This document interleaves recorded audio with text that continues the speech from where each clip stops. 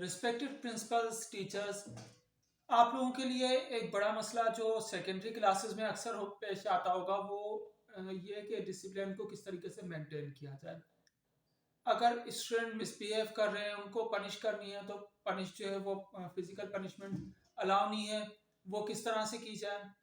तो इन चीज़ों के लिए मैं आपको एक आसान सा तरीका बताता हूँ।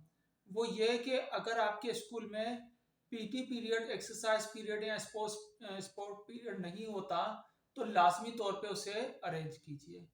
और हर क्लास का वीक में एक मरतबा जो है वो स्पोर्ट पीरियड या एक्सरसाइज पीरियड होना चाहिए। इससे क्या फ़ायदा होगा? इससे ये फ़ायदा होगा कि बच्चों के अंदर एनर्जी लेवल ज़्यादा होता है। बड़े की ये कोशिश होती है कि वो काम ना करें, काम से जी चुराएं। उनमें एनर्जी लेवल जैसे जैसे हमारी एज बढ़ती चली जाती है, एनर्जी लेवल कम होता चला जाता है। लेकिन बच्चों में जो है ये एनर्जी लेवल ज़्यादा होता है।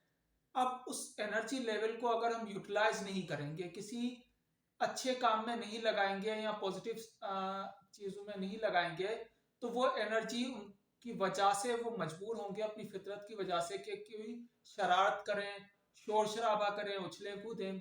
तो इसको हम पॉजिटिव साइड पे मोड़ सकते हैं। पॉजिटिव साइड पे कैसे मोड़ सकते हैं कि हमको पीटी पीरियड या एक्सरसाइज पीरियड में भेजें। उससे ये होगा कि जब उनकी एनर्जी बर्न होगी, एनर्जी लेवल कम होगा, तो फिर क्लास में आने के बाद वो उनका मूड भी चेंज हो चुका होगा और उनमें इतनी एनर्जी नहीं होगी कि वो शरारतें कर सके। तो लिहाजा उनके अंदर की एनर्जी को कम करने के लिए पीटी पीरियड का होना जरूरी है। इसी तरीके से अगर किसी बच्चे को, किसी लड़के को, स्टूडेंट को आप पनिश करना चाहें तो यकीनन फिजिकल पनिशमेंट तो अलाउ नहीं होगी। अगर आप पनिश करें तो उसके पेरेंट्स को भी ऑब्जेक्शन होगा। लेकिन अगर आप उसे पीटी पे ले जाएं या इस तरह से एक्सरसाइज कराएं, बहुत टफ किस्म की नहीं, नॉर्मल किस्म की, तो उसके ऊपर किसी को एतराज नहीं होगा और ये ऐसी पनिशमेंट होगी जो वो खुशी खुशी हर बच्चा कबूल करने के लिए तैयार होगा।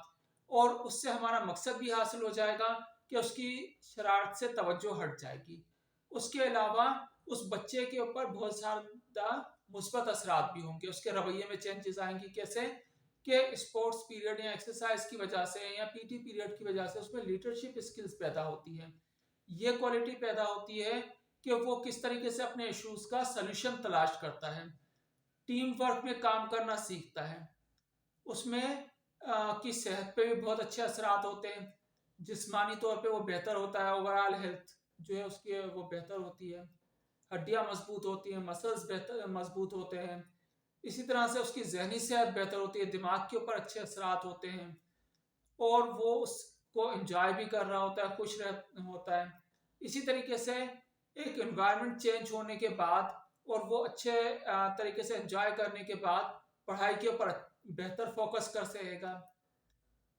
इसी तरीके से उसमें स्पोर्ट्समैन स्पिरिट भी पैदा होती है। स्पोर्ट्समैन स्पिरिट क्या होती है कि वो अगर हार जाए तो उसको किस तरीके से एक्सेप्ट करे और अगर जीत जाए तो उस सूरत में उसे कैसे बिहेव करना है। हमारी सोसाइटी में अपनी हार एक्सेप्ट करना, गलती एक्सेप्ट करने का तस्वुर ही नहीं है। उसकी वजह यह है कि हम उनको, बच्चों को ये शुरू से सिखाते ही नहीं है। हम दूसरों की गलतियों के लिए बेहतरीन जज हैं और अपनी गलती के लिए बेहतरीन वकील हैं। तो लिहाजा इस तरीके से जब वो ये चीज़ एक अच्छा बिहेवियर सीखेगा और उसका गुस्सा कंट्रोल में आएगा, ये इससे हम ये कह सकते हैं कि पीटी पीरियड, एक्सरसाइज पीरियड या स्पोर्ट्स पीरियड जो है वो कोई तालीम से दूर करने का जरिया नहीं है, बल्कि ये इसकी तालीम और तरबियत का ही एक पार्ट है, एक लाजमी जुज है।